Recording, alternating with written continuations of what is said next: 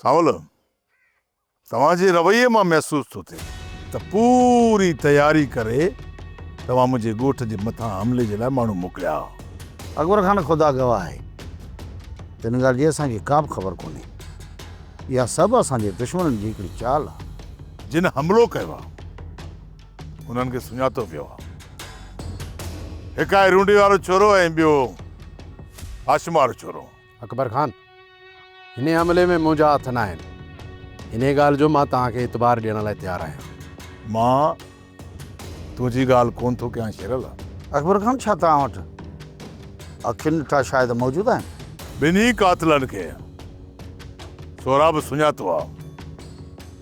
बाक़ी ॻाल्हियूं सावल पोइ कंदासीं, पहिरियां कातिल पेश कयो हिते। अकबर खान, इहे सिर्फ़ु तव्हां जूं ॻाल्हियूं आहिनि। मूंखे बि इजाज़त ॾियो त मां थोरो जांच कयां।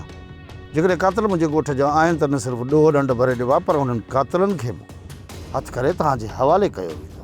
इन जो मतिलबु त मुंहिंजो अखि ॾिठो शायदि बि कूड़ो आहे ऐं असां तव्हांजी ॻाल्हियुनि ते एतबार करे हलिया वञूं। न सावल न, कातिल हिते पेश कर। कातिल जेकॾहिं मुंहिंजा माण्हू ॾोही आहिनि त उन्हनि खे सज़ा ज़रूरु मिलंदी, पर उनजो को तरीक़ो हूंदो आहे, को उसूल हूंदो आहे। ईअं त न आहे जो तूं जिन मुंहिंजे ॻोठाणनि जे मथां क़त्ल जो इल्ज़ाम हणंदो ऐं आङुरियूं खणंदो वेंदे ऐं मां उन सभिनी खे ॿधंदो तुंहिंजे हवाले कंदो वेंदुसि। ईअं त कॾहिं बि कोन थींदो। हा, बाक़ी 2-3 ॾींहंनि जी तोखे मोहलत ॾियणी पवंदी त मां उन कातिलनि खे ज़ाहिर कयां, ऐं जीअं ई ज़ाहिर थिया त उहे कातिल तुंहिंजे हवाले कया वेंदा।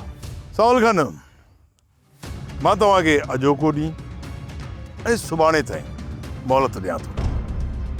तव्हां कातिल मुंहिंजे हवाले कंदो ऐं शर्तनि मूजिबि ॾंड ॾोह भरींदो। जेकॾहिं तव्हां ईअं न कयो ऐं वाइदे ख़िलाफ़ी थी त असांजे विच में अहिड़ी त दुश्मनी जी बाहि भड़कंदी जेका विसामदे विसामदे असांजा 7 नस्ल ख़तम थी वेंदा। जेकॾहिं तव्हां दुश्मनी खे पखेड़णु चाहियो था ऐं वाइदे ख़िलाफ़ी करणु चाहियो था त पोइ अकबर खान तव्हांखे ॿुधाईंदो त दुश्मनी कीअं निभाइबी आहे।